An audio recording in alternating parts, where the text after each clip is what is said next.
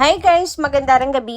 Welcome back po dito sa Gandara SRA Channel for Showbiz Update. Ang tatalakayin nga natin ngayon at pag-uusapan mga kakimpaw ay pumapatungkol nga po dito sa isa pong sekreto na nabuking mga kakimpaw or nabuko dahil po sa post ni Chinita Princess mga kakipi. So ano nga ba yung napansin na yan ng Kim Paulancia? Salamin nga natin at pag-usapan. Pero bago po tayo magsimula, sa mga hindi pa po nakaka-subscribe sa ating channel, pakiclick lang po tayo natin subscribe button at notification bell na nandyan sa baba para mag-updated po kayo at ma-notify sa mga susunod nating chika. Maraming salamat! And ngayon naman, meron po tayong napiling basahing komento, mga kakimpaw, mula po sa ating mga taga-subaybay tungkol sa mga previous updates natin. So, eto nga't pag-usapan natin ang kanyang opinion, mga kakimpaw. Nagmula po ito kay Miss Day Maghiyat. Sabi niya rito, "Good PM Gandara, wala na tayong magagawa dyan sa mga bashers na yan. Talaga, dahil nauna na yung kangangawa nila, nalaos na daw si Kim. At yung idol nila, halos isang taong walang project. Tapos nabigyan ngayon ng project. Pinapalabas nilang si Kim ang laos dahil wala na daw project. Ewan ko, gutom ata mga bashers. Nagka-project lang ng isa. Mukhang nakakain ng panis. Ang hilig nilang mangbaliktad. Hindi talaga nila matanggap na si Kim ang sikat ngayon. At yung idol nila, walang kwenta. Puro yabang kasang inuuna. Yung ginagawa ng bashers, nililigaw nila yung sarili nila, ng idol nila, halos isang taon walang project. Nga. Na ang Kimi at Paulo, halos wala ng pahinga. Sunod-sunod ang mga ganap. Hindi pa nga tapos ang The Alibay, nag-world tour ng 4 na bansa. Sila Kim at Paulo. Pagbalik, agad inayos itong MMFF nila. Baka January, Copino naman ang buena mano nila sa 2027. Yan ba ang laos? Buena mano? Ubos. Kaya kayo, kailan kaya ang ulit nyo? Ikaw kasi girl, galingan mo umarte sa mga project mo. Hindi sa kartehan mo. Ayan ha, binigyan na kita ng paalala. Bashers, nakakaawa na kayo. Ewan sa inyo, makalaos kayo kay Kim. Kayo lang yon. Salamat Gandara, ingat po kayo lagi-lagi. So, ayan mga kakimpaw. Oo nga, no? 2027, buena mano agad nila Kim and Paulo ang Copino. Ngayon ko lang naisip mga kakimpaw. Kasi, di ba unahin nga po nila Kim and Paulo ang MMFF. So, maaring sa next year na itong Copino nila. Ibig sabihin, tuloy-tuloy pa rin po talaga ang project ng Kim Pao hanggang 2027 mga kakipi. Yung supposed to be ngayong taon, dahil may nasingit po, meron na agad silang project for 2027.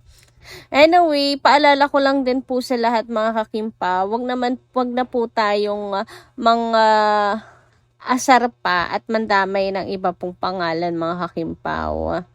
I mean, laitin po ang acting skills ng ibang tao, mga kakipi, Kasi, ganyan po ang ginagawa nila kina Kim and Paula Avellino na hindi po natin nagugustuhan.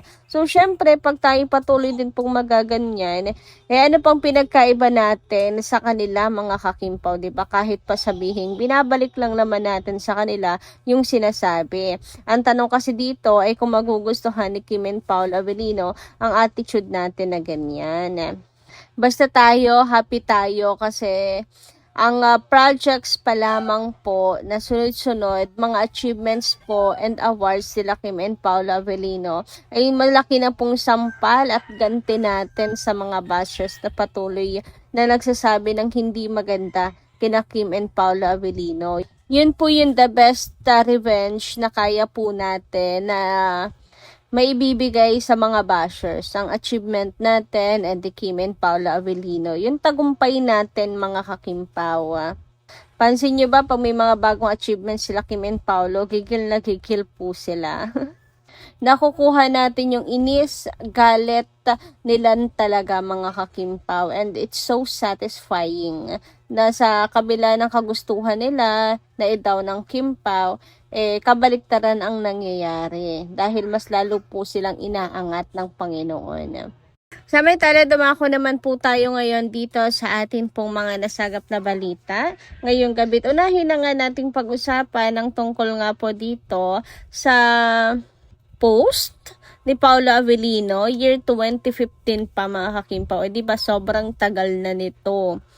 11 years na mga kakimpaw. So, meron po kasi sinagot si Paolo Avellino na isang katanungan mula kay Regina, mga kakimpaw, year 2015. Ang tanong po ay, do you like Kim?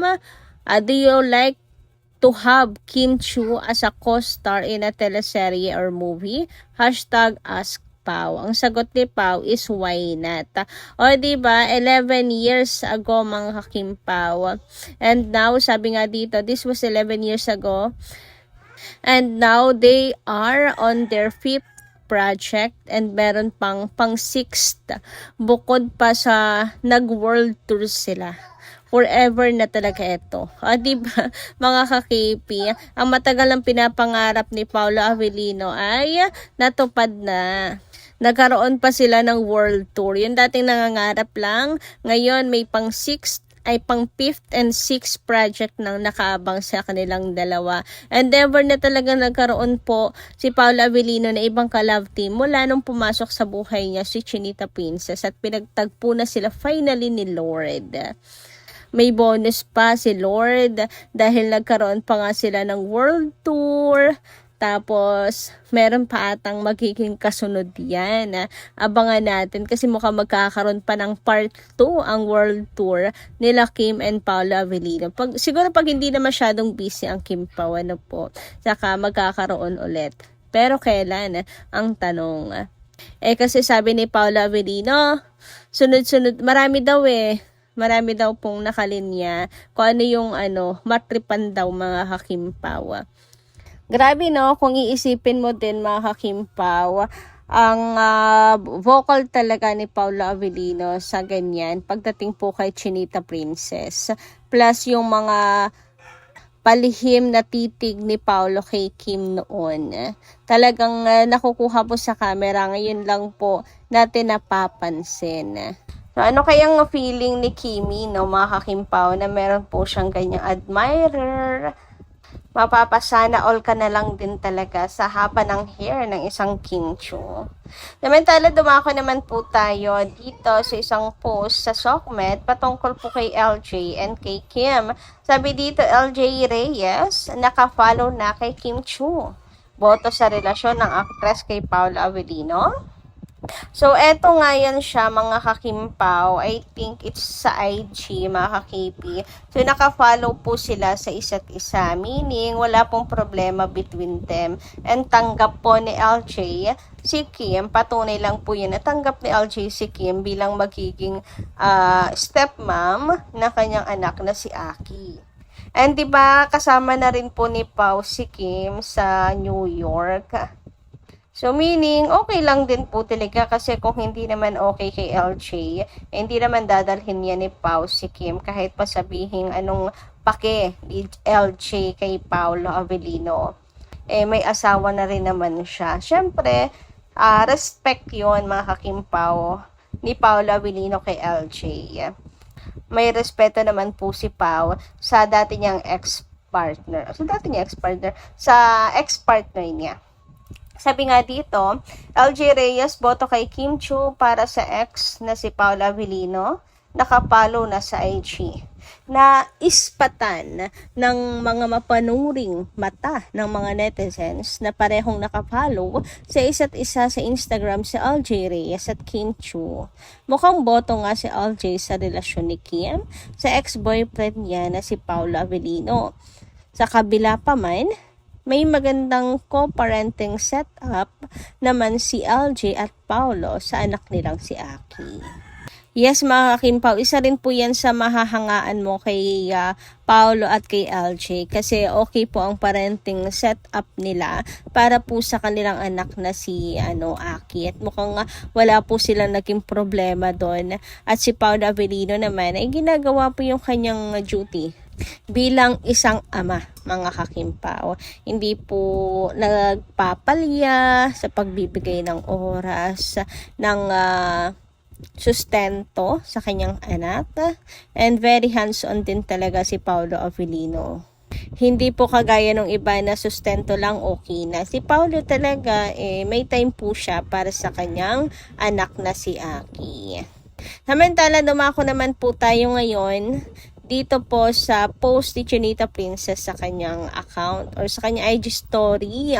So ayan nga, mga kakimpaw, may bago na namang template na sinubukan si Kimi. You, food, love, screenshot, please, and random. Mukhang nagbabawas na talaga si Kimi ng ng storage, mga kakimpaw. Pero isa po sa napansin dito ng atin pong mga kakimpaw lanchas, alam nyo naman, ang tatalas ng mga mata ng mga fans, itong screenshot ni Kim. Ayan mga kakimpaw, para siyang dream ni Kimi sa kanyang kitchen, mga kakimpaw. Para siyang mini garden sa loob ng kitchen.